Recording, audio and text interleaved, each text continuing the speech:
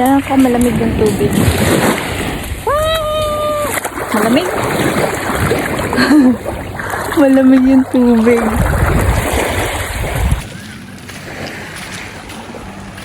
So, dito tayo sa mga bato.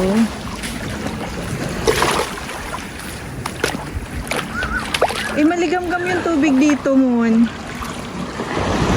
Maligam-gam yung tubig.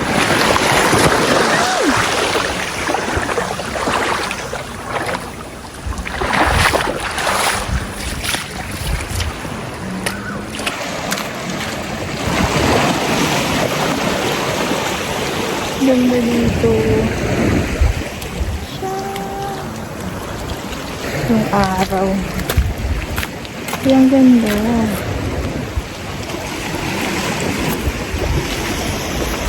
Ganda. Ganda dito eh.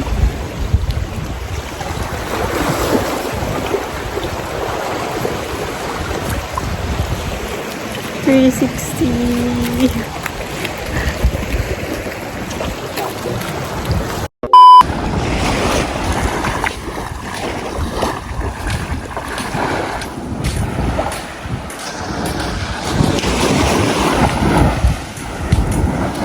Pwede lang kaya yan. Ay, maroon. Pwede mag-swimming. Parang ganito yung house ng Boracay yun. Mas puti lang ng konti dito.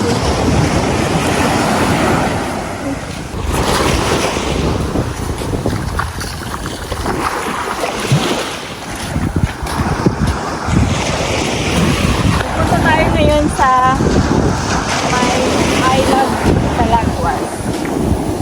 So, maglalakad tayo ng mga punta doon.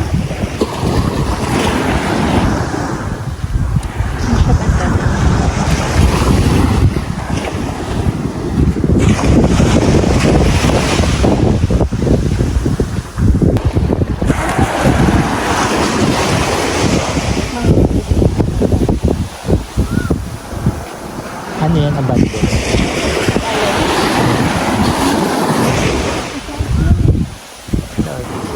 Pag ganito ako, makakabili ako ng ganitong resort, tapos ganito 2 hours yung biyahe. Ikaw yung gagawin kong caretaker. Gusto mo? Bakit ba? Maganda naman yung bahay mo. Parang ka pang caretaker. Dito parang wala pa masyado nagsisimula.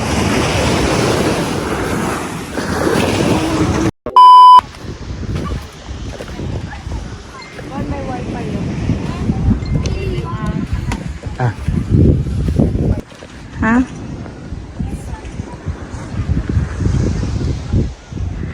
Ito na yun. Hawakan mo nga. Gagi, siyempre bago ka makakunik dyan, may bayad dyan, abnormal. Makakunik ka dyan.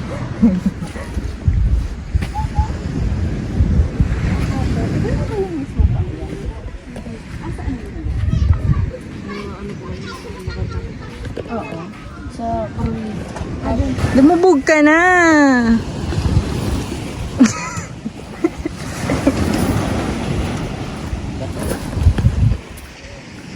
Lumubog ka na. Ayun, bila ako doon ng milkshake ko. Doon, ayun. Milkshake. Wala. Malayo pa pala barangay. Bibili ako. Anong, gusto mo din? Papuntang, kahabal-habal nga daw, papuntang barangay.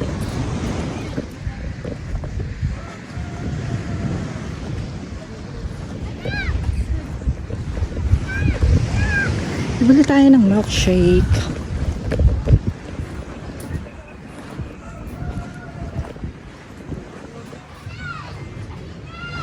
May tao.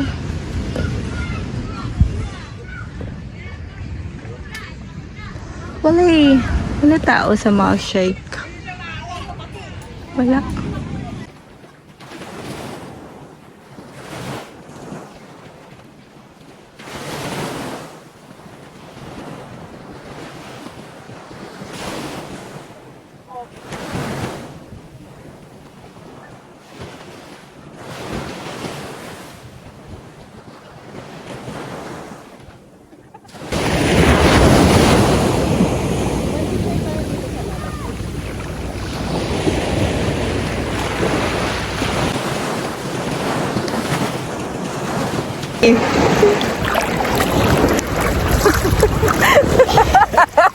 Naiwan.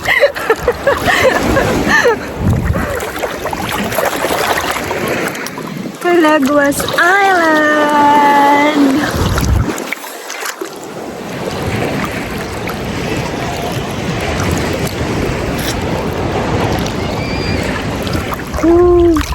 Ang linis ng tubig dito, tapos yung buhangin niya, pinong-pino. Ang sarap maligo.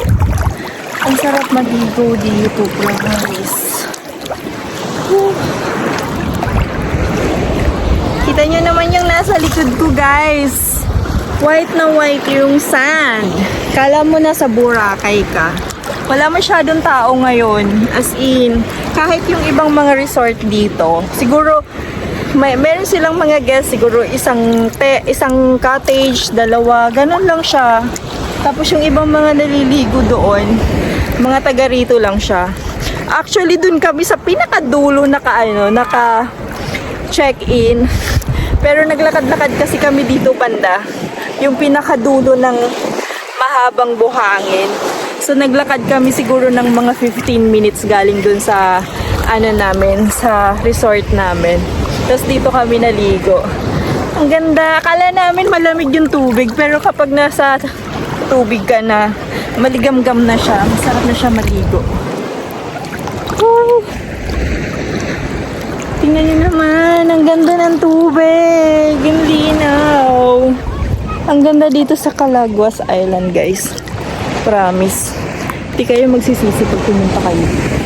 Yun nga lang, tsatsagaan nyo lang talaga yung biyahe. Kasi grabe, nabingi-bingi kami ng kapatid ko sa ingay ng motor ng ng bangka kanina. Yung tipong nung pinatay na yung makina, parang basta para ka nasa kuweba na wala ka marinig, ganun. Pero ang ganda, sulit na sulit yung travel nyo dito, guys, as in. Ang ganda dito sa Calaguas Island. Actually, meron daw I Love Calaguas doon. Kaso sa mismong bayan. So, kailangan mo pang maghabal-habal or maglakad ng mga 15 to 20 minutes daw bago ka makarating ng bayan or barangay mismo nila. So, siguro bukas na lang kami pupunta kasi na din hapon na rin. So, enjoyin na lang namin yung ligo ngayon. Woo!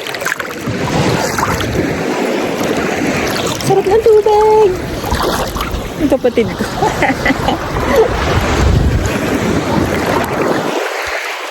Yung tipong, ikaw lang naliligo pero nag-i-enjoy ka. Man! Mana!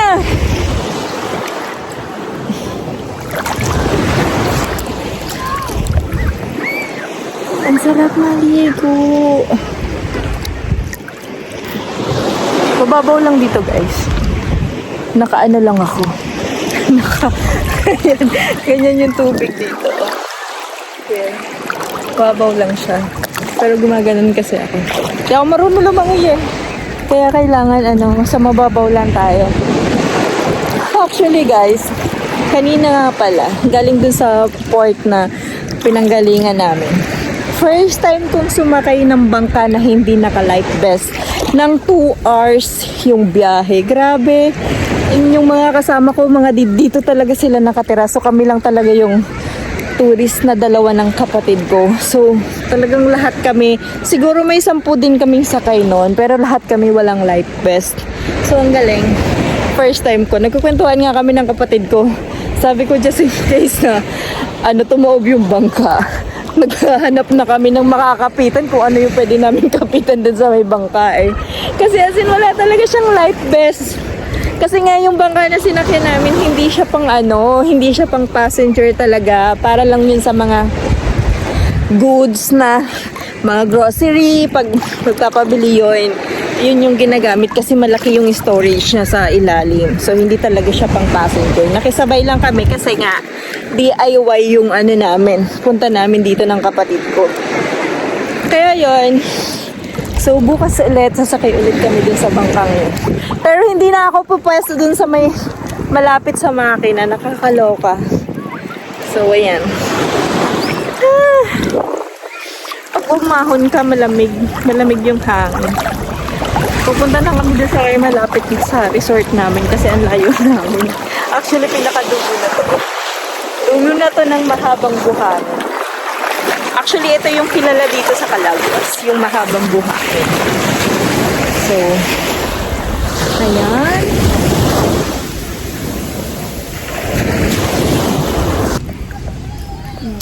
Barbecue. Huli mo na kami barbecue. So, meron ditong Wi-Fi and cellphone charge. Yung Wi-Fi niya is 100 for 2 hours. 2 hours pala. 100 for 2 hours. And then, may barbecue, may buko, shake, halo-halo, etc. Tapos, meron din ditong resort, guys. Ayan. Tapos, maghahanap kasi ako ng isda. So, yung isda daw mamaya pang gabi. So, wala pa silang isda ngayon. Wala pa silang isda na maluluto. So, magda-diet pa na kami mamaya.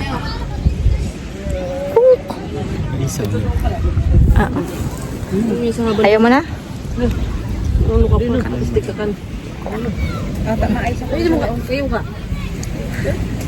Akala ko nga hindi mo kutingin ko kung pala nako. Sana ko sa puli itong pinabang hapon ang kumabayad. Si Brados, do, ito na ka man. Bisa, bigyan ka.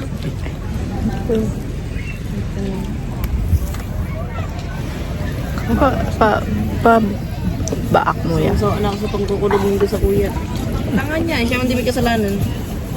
Kuya dahil ko sa ito ay. Cheers. Abang ano, tinatakot-takot pa para hindi maglala. Tangan niyo dala. Maharap mo. Isaw. Ano kang maray ay, pagandang nila. Sarap. May bagong bangkang dumating galing ng Island Hopping.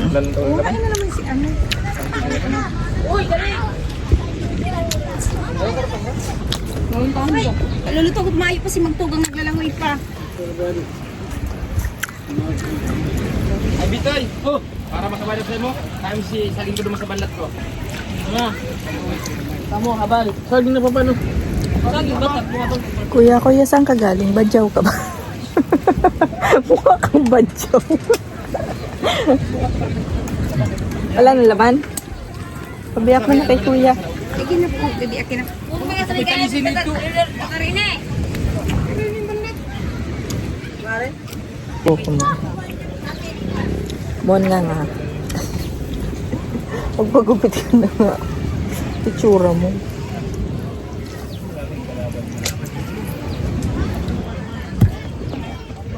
Ano health ng buko?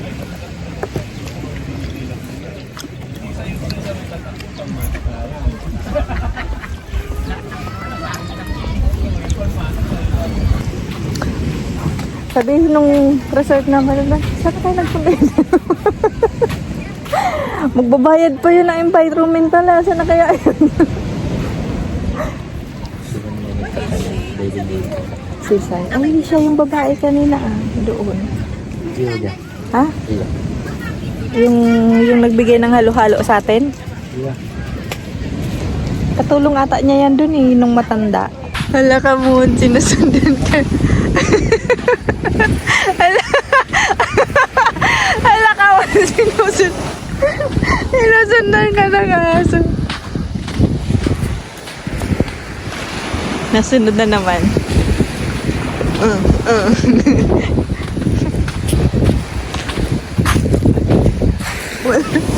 Trip ka talaga mo. Hala ka mo, trip ka talaga niya. Ano pero bibit-bit mo dyan? Nanitingnan niya yung hawak mo eh.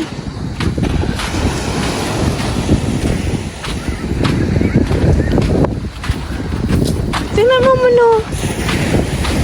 Parang eh. Wala ka naman Wala ka naman na pagkain. Ayan guys, magsi 6 PM na. Pabalik na kami ngayon sa sa resort namin. So, yung walk galing doon.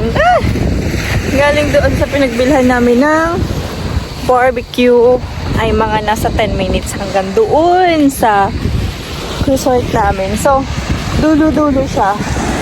Ito yung buong kahabaan ng mahabang buhangin. So, yan.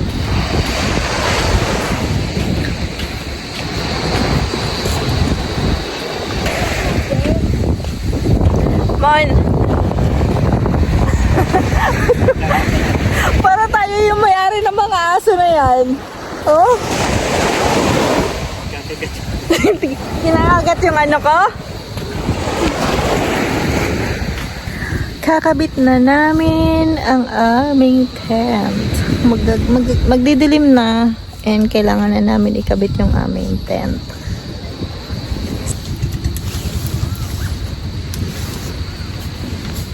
Ano lalagyan na?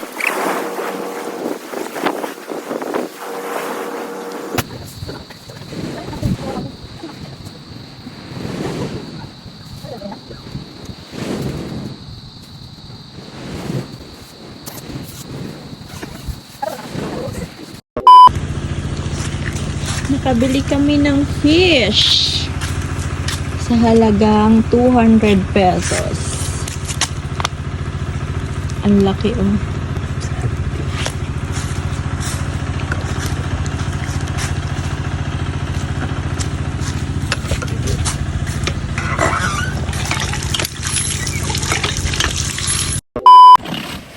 Good morning guys, and it's time to leave here in Calaguas. So wala talagang katao-tao dito until now na pa-check out na kami. So ayan. Yan. Packing. Ligpit na namin yung tent namin. Sobrang tahimik.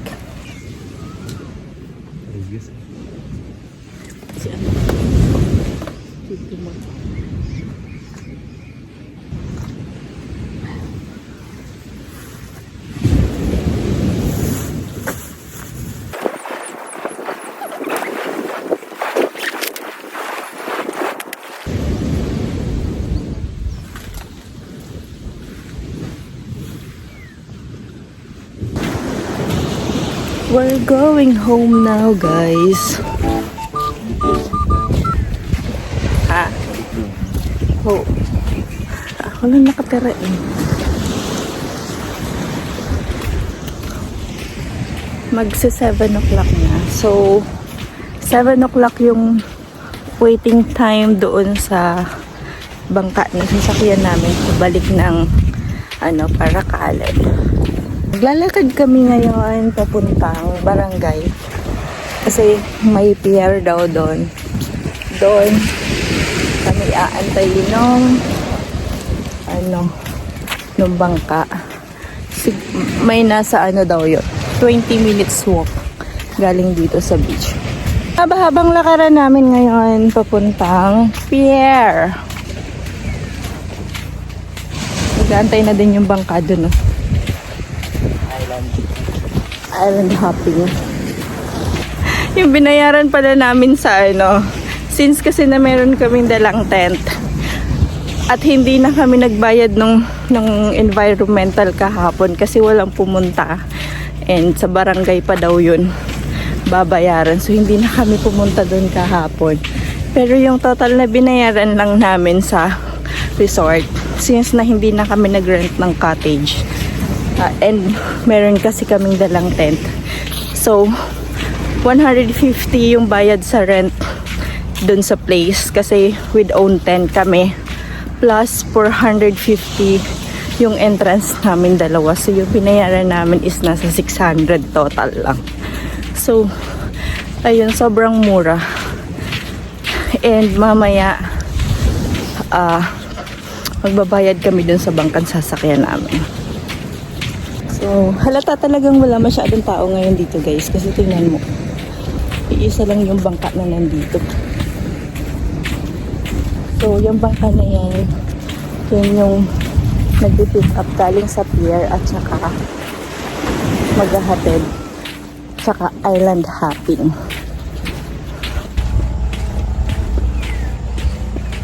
Morning. Morning.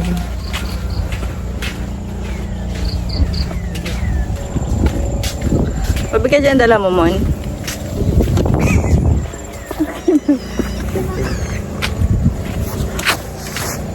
Pero sabi ko nga sa'yo, kung yung gamit nga natin yung panglimahang taong bangka lang, abutin tayo ng 3 hours noon. Kasi, ganun talaga yung biyahe, 2 to 3 hours. 3 makina eh. Bingi-bingi nga tayo. Bingi nga tayo pag hinto ng makina. 2 hours ng biyahe, putik na niya.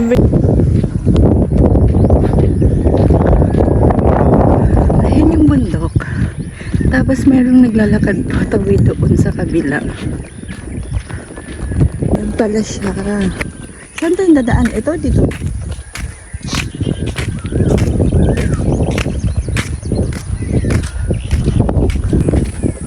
Bahay siya, oh.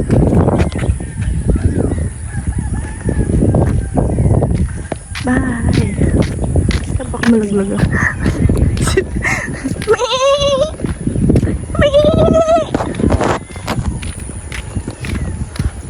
Lovers ka, ano ah. Dinga, ding-dinga.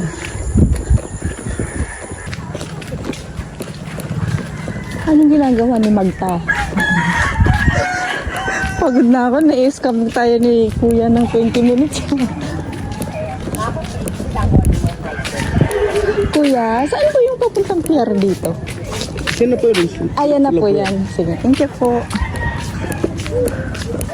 May bahay nga na ano.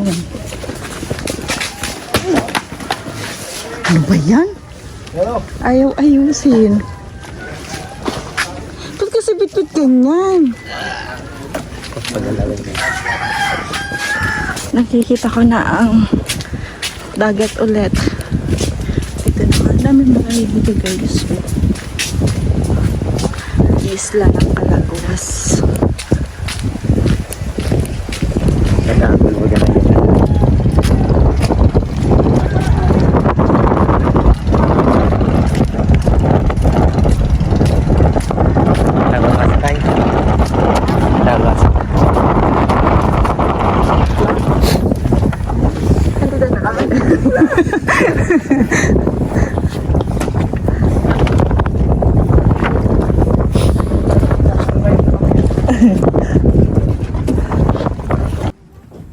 Ayan, pabalik na kami ng Paracali Port at isa lang ang masasabi ko.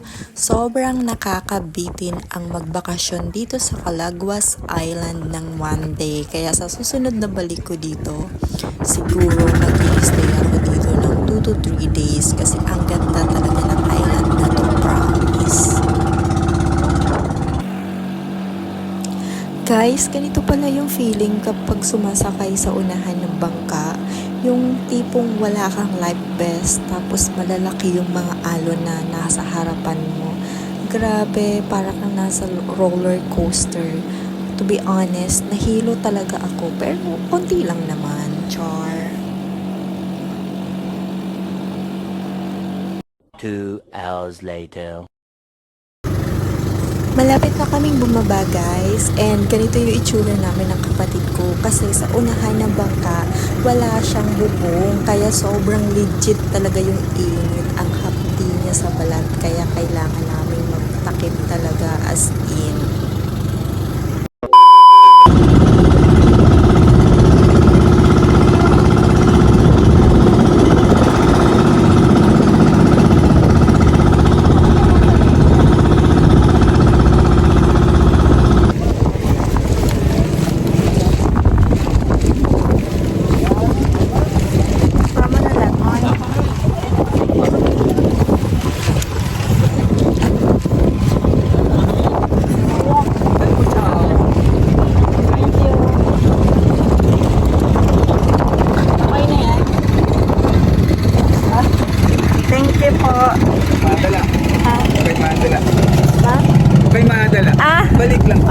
Opo. May number ka ba dito, kuya? Sige, kunin ko na lang. Ito sabi nila ba? Malalim mon. Malalim.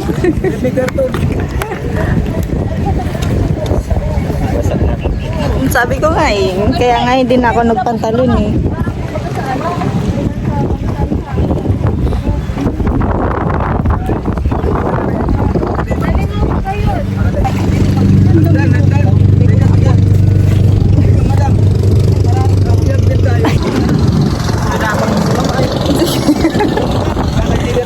Nakaupo.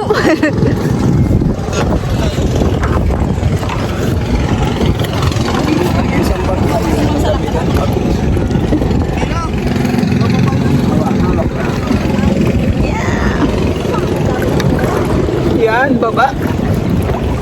Thank you po. Okay lang. Kuya, thank you. Basahan na ako, guys. Buti na lang nag-short ako. Pupunta dito. Alright. Pauwi na kami.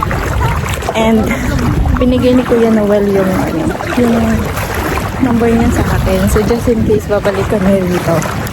So binigyan ko siya sa aming dalawa ng kapatid ko. Yung payment namin sa bangka is 600 pesos. So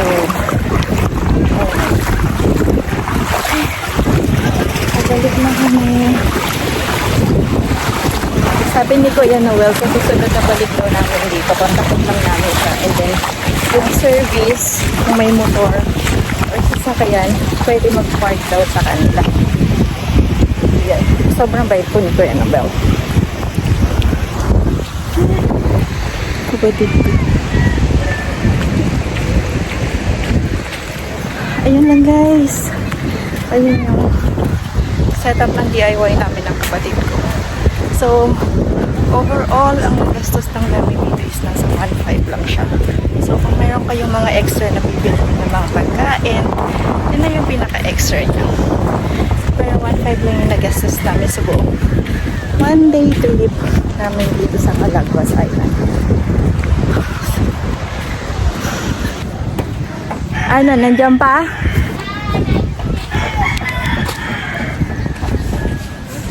Bukas pa sana kayo, madam. Ha? Kung ginagod kayo. One day lang talaga. Oo.